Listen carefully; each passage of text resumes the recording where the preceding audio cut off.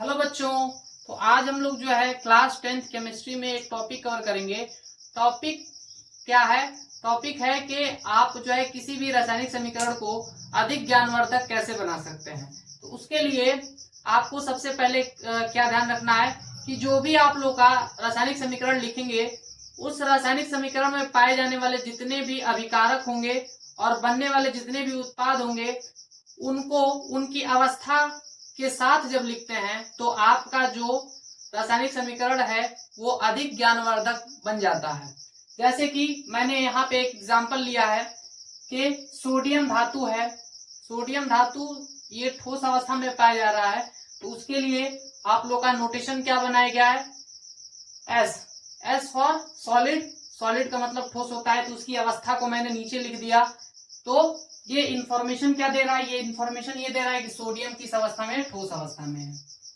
वैसे ही मैंने बोला कि इसका रिएक्शन जल से कराना है, तो जल क्या होता है? द्रव होता है।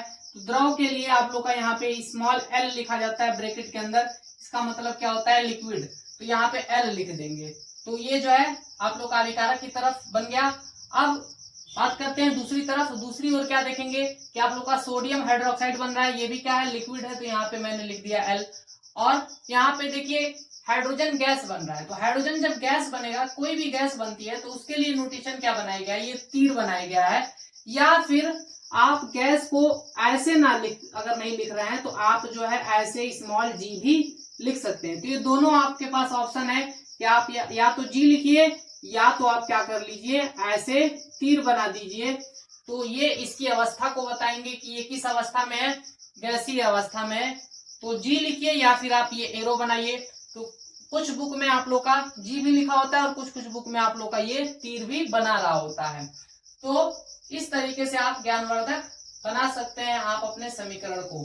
अब इसमें ये वाली जो चीज है इसको भी थोड़ा सा देख लीजिए कि जो आप लोग का कोई भी रिएक्शन हो रही है किसी विलियन में, जैसे यहाँ पे मैंने लिया है बेरियम क्लोराइड का जो आप लोग का विलियन है, या आप लोग का कॉपर सल्फेट का जो है विलियन है।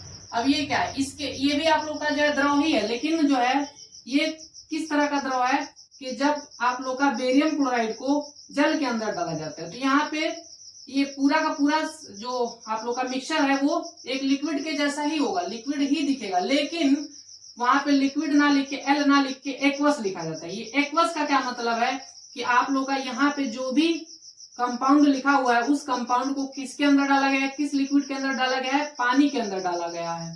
तो पानी की मात्रा अधिक होती है, इसलिए आप लोग का जो इसका स्टेट बनता है वो लिक्विड स्टेट ही होता है। लेकिन यहाँ पे एल ना लिख के एक्वस लिखा जाता है। मतलब क्या है कि इसको पानी के अंदर डाला गया है। तो देखिए ये इसकी अवस्था को बता रहा है। यहाँ पे भी आप लोग का पानी के अंदर इस कॉपर सल्फेट को डाला गया है। यहाँ पे देखिए आपका क्या बन रहा है? बेरियम सल्फेट बन रहा है।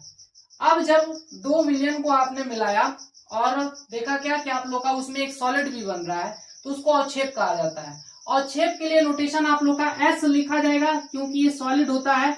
या फिर और अगर ये एस नहीं लिख रहे हैं तो अवक्षेप के लिए आप लोग का ये नोटेशन बनता है क्योंकि ये जो है सॉल्यूशन में नीचे बैठ जाता है। तो ये आप लोग का इसका संकेत होता है जो कि अवक्षेप को बताता है।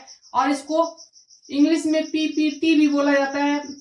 तो आप लोग का यहाँ पे पीपीटी भी लिखा जा सकता है। तो कितने नोटेशन हो गए इसके?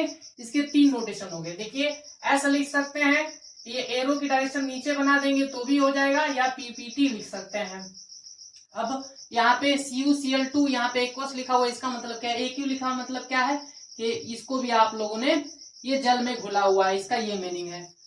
उसके बाद दूसरा जो है, दूसरा क्या है कि अगर आप लोग का कोई भी रिएक्शन हो रही है और उस रिएक्शन में उत्प्रेरक का यूज किया जा रहा है। उत्प्रेरक क्या होता है? जो रिएक्शन को क्या करता है? रिएक्शन को, इस रिएक्शन की स्पीड को बढ़ाता है। ठीक है, तो रिएक्शन की स्पीड को बढ़ाने के लिए जो भी यूज किया जाता है उसके लिए एक प्लेस बनाई गई है रिएक्शन के अंदर।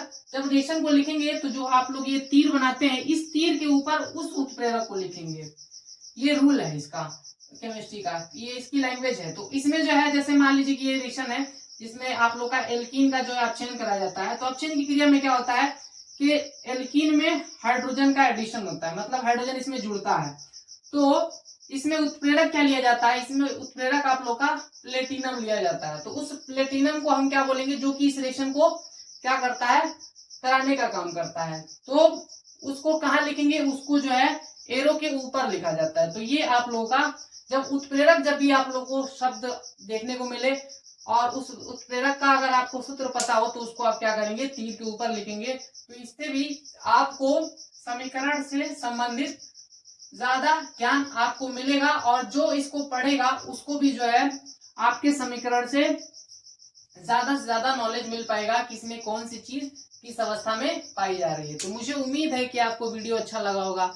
अगर मेरी वीडियो अच्छी लग रही है गाइस तो मेरी वीडियो को ज्यादा से ज्यादा शेयर करिए, मेरे चैनल को सब्सक्राइब करिए।